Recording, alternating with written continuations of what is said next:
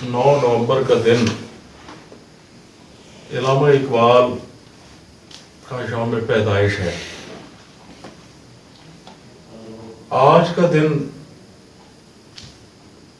ہمیں اس عظیم مفکر کی یاد دلاتا ہے کہ جس نے پاکستان کا خواب دیکھا اور ملت اسلامیہ کو جھنجھوڑنے میں اپنی شاعری کے ذریعے ایک اہم ترین کردار ادا کیا۔ یہ علامہ اقبال کی کوششوں کا نتیجہ تھا کہ ان کے انتقال کے بعد صرف 7 سال کے قلیل عرصے میں دنیا کے نقشے پر پہلی اسلامی نظریاتی مملکت کا قیام عمل میں آیا۔ علامہ اقبال کی پوری شاعری اٹھا کر دیکھیں تو اس میں سب سے نمایاں نقطہ یہی نظر آتا ہے کہ مسلمان اپنی خودی سے آگاہی حاصل کرے، اپنے اندر چھپی ہوئی صلاحیتوں کا ادراک کرے اور ان کمالات کو تلاش کر کے نہ صرف اپنی ذات کی تعمیر کا فریضہ انجام دے۔ فلسفہ خودی کی جتنی ضرورت پہلے تھی اتنی اب بھی ہے کہ مسلمان اپنے مقام کو پہچانے کہ وہ صحیح معنوں میں نائب اللہ فی الارض ہیں۔ ان کا مقصد یہ ہے کہ وہ اللہ کے دین کو اس زمین پر نافذ کریں۔ یہی وہ خودی ہے۔ خودی کی تربیت کے لیے علامہ اقبال نے ایک پورا نظام وضع کیا ہے اور اس کے لیے وہ اطاعت الہی، ضبط نفس اور نیابت الہی جیسے 3 مدارج اور مراحل ہمیں بتاتے ہیں۔ باقی یہ کہ علامہ اقبال کا جو کلام ہے اسے ایک سازش کے تحت ہمارے نصاب سے خارج کیا جا رہا ہے، اور علامہ اقبال کا جو کلام ہے اس سے ہمیں دور کرنے کی ایک کوشش شعوری طور پر نظر آتی ہے۔ جب ہم پڑھتے تھے تو اس زمانے میں شکوہ جواب شکوہ، خضر راہ، طلوع اسلام جیسی نظمیں اب ہمارے نصاب میں شامل ہوتی تھیں۔ ضرورت اس بات کی ہے کہ علامہ اقبال کے کلام کو اور خاص طور پر اقبالیات کو ہمارے نصاب کا ثانوی سطح پر ایک حصہ بنایا جائے، اور علامہ اقبال کی جو تدریس ہے اسے ہماری درسگاہوں کا ایک بنیادی جزو سمجھنا چاہیے، کیونکہ علامہ اقبال ایک ایسی شخصیت ہیں کہ جنہوں نے ہمارے پورے فلسفہ حیات کو اپنی شاعری میں سمو کے رکھ دیا ہے۔ تو علامہ اقبال جو ہیں ان کی جو شاعری ہے اس کی بہت ساری شروحات لکھی گئی ہیں۔ علامہ اقبال کے کلام کو آسان زبان میں سمجھایا گیا ہے، تو نوجوانوں کو چاہیے کہ علامہ اقبال کے جو مطالب اور ان کے جو مفاہیم ہیں ان کو سمجھنے کے لیے ان سے رجوع کیا جائے۔ تو اس سلسلے میں مولانا غلام رسول میر نے بڑا اچھا کام کیا ہے۔ مولانا غلام رسول میر نے شرح کلام اقبال بڑی اچھی، بڑی خوبصورت مدون کیا ہے انہوں نے، اور اس میں انہوں نے علامہ اقبال کے کلام کی جو تشریحات ہیں وہ بیان کی ہیں۔ علامہ اقبال نے جو سب سے پہلی کتاب لکھی تھی وہ علم الاقتصاد تھی۔ بہت سے لوگ علامہ اقبال کو صرف شاعر سمجھتے ہیں، لیکن حقیقت میں وہ شاعر نہیں تھے بلکہ وہ ایک عالم بھی تھے، اور وہ پوری تاریخ تصوف سے آگاہ تھے، اور فقر کی تعلیمات ان کی شاعری میں نظر آتی تھی۔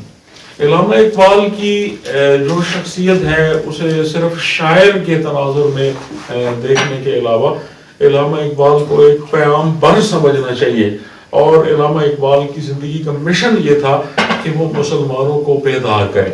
اس مقصد کے لیے انہوں نے مختلف استعارے اور مختلف کنائے استعمال کیے ہیں، اور انہوں نے ایسی تراکیب وضع کیے ہیں کہ جن کے ذریعے وہ اپنے مافی الضمیر کو بیان کر سکیں۔ اگر ہم آسان الفاظ میں کہیں تو ہم یہ کہہ سکتے ہیں کہ علامہ اقبال اور اسلام دونوں لازم و ملزوم ہیں۔ اگر علامہ اقبال کی شاعری میں سے اسلام کو علیحدہ کر دیا جائے تو باقی کچھ بھی نہیں بچتا۔ جہاں تک میں سمجھا ہوں علامہ اقبال مذہب کے آفاقی اصولوں پر یقین رکھتے تھے، اور ان کی شاعری کا لب لباب ہم پہلے بھی اس موضوع پر گفتگو کرتے رہتے ہیں کہ قوم مذہب، اس میں کہا جا سکتا ہے کہ قوم مذہب سے ہے، مذہب جو نہیں تم بھی نہیں۔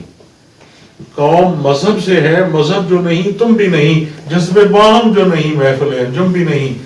تو مذہب کی جو آفاقی قدریں ہیں ان پر یقین علامہ اقبال کی شاعری کا مقصد ہے۔ وہ انسان کو صحیح معنوں میں سیدھے راستے پر لانے کے لیے مذہب سے وابستہ رہنا ضروری قرار دیتے ہیں۔ اس کے علاوہ دوسری ان کی شاعری کی جو نمایاں خصوصیت ہے وہ عشق رسول صلی اللہ علیہ وآلہ وسلم. تو علامہ اقبال کا حضور صلی اللہ علیہ وآلہ وسلم کے ساتھ بہت گہرا رشتہ ہے، اور وہ خود بھی حضور صلی اللہ علیہ وآلہ وسلم سے بے پناہ محبت کرتے تھے. اس میں یہ لکھا ہوا تھا، اس مضمون میں وہ ریفرنس کوٹ ہوا تھا کہ جب غازی علم دین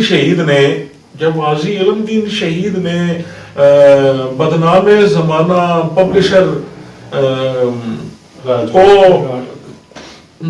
واصل جہنم کیا، تو علامہ اقبال تک یہ خبر پہنچی، اور علامہ اقبال زاروں قطار رونے لگے اور کہنے لگے کہ مستریاں دا منڈا بازی لے گیا، اسی تے گلاں کرتے رہ گئے. اور انہوں نے اپنی شاعری میں بار بار جو ہے وہ حضور صلی اللہ علیہ وسلم کی محبتوں کا اور ان کے عشق کا، ان کی انسیت، ان سے لگاؤ کا ذکر کیا ہے کہ محمد سے وفا تو نے تو ہم تیرے ہیں، یہ جہاں چیز ہے کیا لوح و قلم تیرے ہیں، نگاہ عشق و مستی میں وہی اول وہی آخر، وہی قرآن وہی فرقان وہی یاسین وہی دعا. تو علامہ اقبال نے خود بھی حضور صلی اللہ علیہ وآلہ وسلم سے بے پناہ عشق کیا، اور انہوں نے حضور صلی اللہ علیہ وآلہ وسلم کی ذات پر بے پناہ درود بھیجا. تو ایک دفعہ کسی نے ان سے یہ پوچھا کہ اب شاعر مشرق حکیم الامت کس طرح بن گئے؟ تو انہوں نے کہا کہ یہ تو بہت آسان ہے، اگر آپ کہیں تو آپ بھی بن سکتے ہیں. پوچھا گیا کیسے؟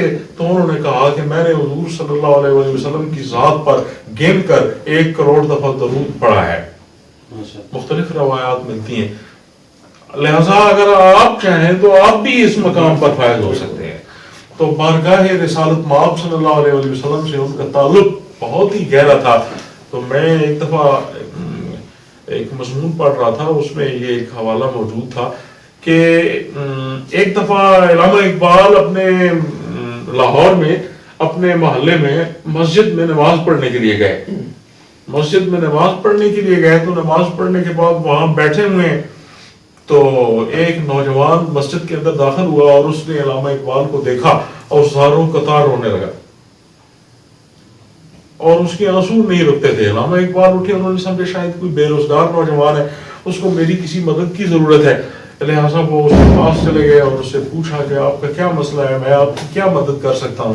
تو اس نے یہ جواب دیا کہ میرا تعلق کشمیر سے ہے، میرا تعلق کشمیر کے ایک خاندان سے ہے، اور میں ایک روحانی سلسلے سے وابستہ ہوں. میرے پاس بزرگوں کا کمایا ہوا اور میرا اپنا بہت کچھ ہے، مجھے کسی چیز کی ضرورت نہیں ہے.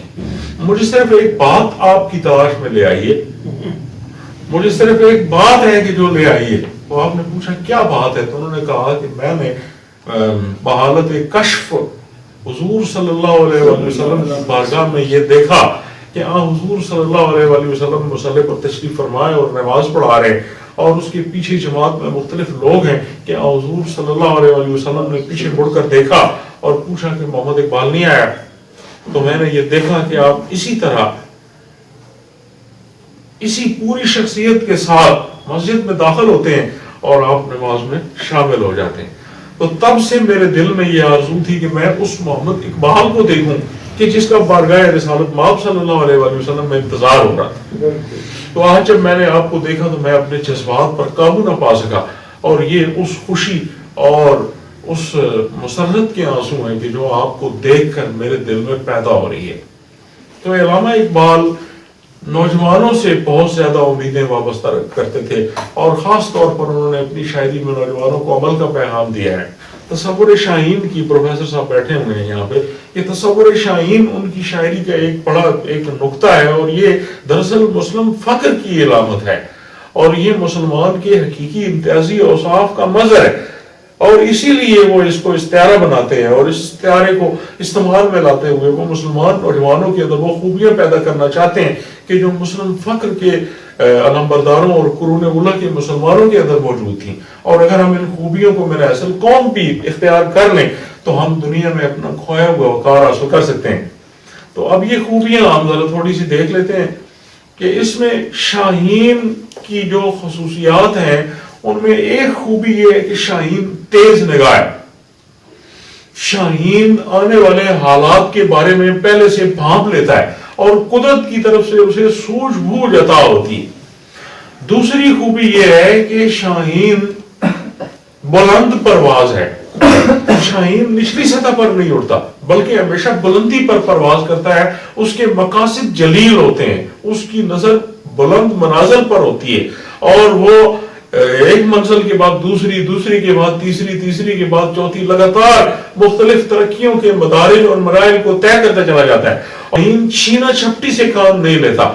شاہین کاسا لیسی اٹھا کر غیروں کے آگے نہیں جھکتا, اور نہ ہی وہ دوسروں کی امداد کے لیے دن رات کوششیں کرتا رہتا ہے, بلکہ وہ خود اپنی قدرت کی طرف سے بخشی ہوئی صلاحیتوں کو استعمال میں لا کر اپنے لیے رزق خود پیدا کرتا ہے.